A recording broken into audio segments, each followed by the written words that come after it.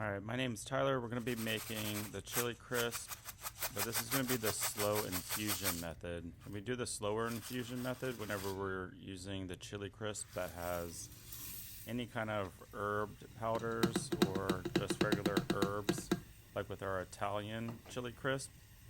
So what we do differently here is we don't bring the temperature fully up to where it's roasting it hard. If you watch the other video, you can see the big difference. This is more the slow roasting, so that we can infuse the oil and the herbs without burning it. So we added our half of our avocado first, brought that up to temperature. But before it gets too hot, that's when we start putting in the ingredients.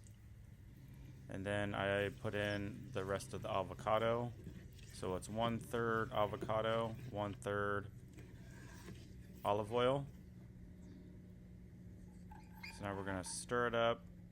We're going to put it on low until it's the right roast that we want, the right consistency, because this will prevent you from burning it.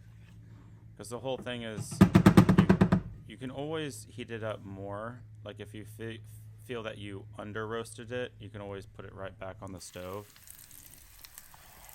So this is what it looks like when it's done. So I'm happy with what this looks like.